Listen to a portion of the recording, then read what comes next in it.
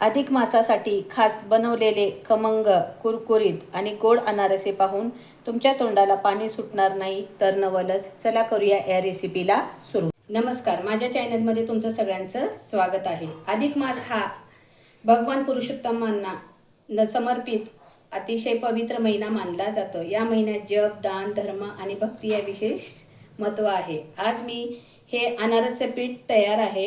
हा प्रसाद भगवान पांडुरंगाचा नैवेद्य म्हणून मी त्यांना अनारस अर्पण करणार आहे. त्याचबरोबर पांडुरंगाच्या मंदिरात जाऊन दर्शन घेणार आहे आणि अधिक मासाचे महत्त्व जपत ब्राह्मणांनाही अनारस दान करणार आहे. तर चला करूया या रेसिपीला सुरुवात.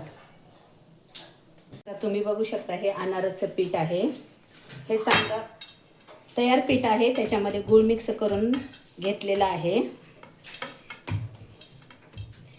आता एक जीव करून त्याचे छोटे छोटे गोळे आपल्याला करायचे आहे. तुम्ही तेलाचा हात घ्यायचा आहे आधी आणि छोटे छोटे असे गोळे तयार करायचे आहेत. एकसारखे गोळे तयार करून घ्यायचे आहेत अनारस करण्यासाठी. या पद्धतीनं गोळा तयार करायचा आहे. एकदम सगळे गोळे करून घ्यायचे नाहीत. एक 5-5, 6-6 गोळे तयार करून घ्यायचे आहेत. तुम्ही बघू शकताय पीठ पण फार छान झालेलं आहे.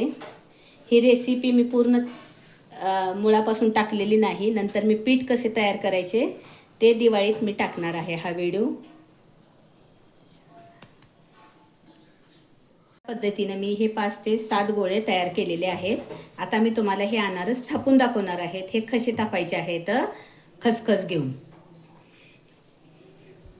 पद्धतीनं पळपटावर खसखस पसरून घ्यायचे आहे. आता हे तुम्ही गोळा बघू शकताय. थोडासा असा हातावर असा थापून घ्यायचा आहे. नंतर हे खसखशीमध्ये ठेवायचं आणि खसखस भरपूर वापरली तरच अनारस छान दिसतात आणि चवीला पण चांगले लागतात. आणि या पद्धतीनं अनारस थापायचा आहे. मध्ये अनारस थापायचं नाही, कडानी असं थापत चालायचं आहे. तुम्ही बघू शकतात या पद्धतीनं हे अनारस असे तयार करायचे आहेत. आणि एकदम थापून घ्यायचे नाहीत प्लेटीमध्ये. एक एकच अनारस थापायचा आहे आणि एक एकच अनारस तळायचा आहे. तर अनारस छान होतात. तुम्ही बघू शकतात या पद्धतीनं अनारस थापायचा आहे. आता आपण हा अनारस तेलामध्ये, तेल तापलेलं आहे. आपण आता तेलामध्ये हे तळून घेऊया.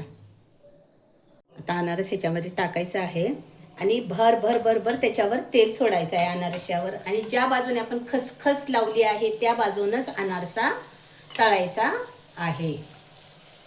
या पद्धतीनं आणि मंद आचेवरच तेल तापून द्यायचं आणि मंद आचेवर अनारस तळायचे आहेत. मोठ्या गॅसवर अनारस तळायचे नाही.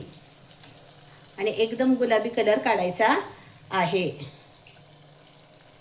या पद्धतीनं अनारस तुम्ही बघू शकतायत. या पद्धतीनं अनारस तळायचे आहेत. मस्त ह्याला जाळी पण पडलेली आहे. जाळी पडणं महत्त्वाचं आहे अनारशाला. अशा पद्धतीनं हे असे अनारस तयार करायचे आहेत.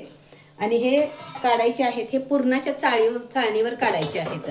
या पद्धतीनं आम्ही पुरणाच्या चाळणीवर हे अनारस काढलेले आहेत. त्याच्यामुळं तेल चांगलं नितळतं.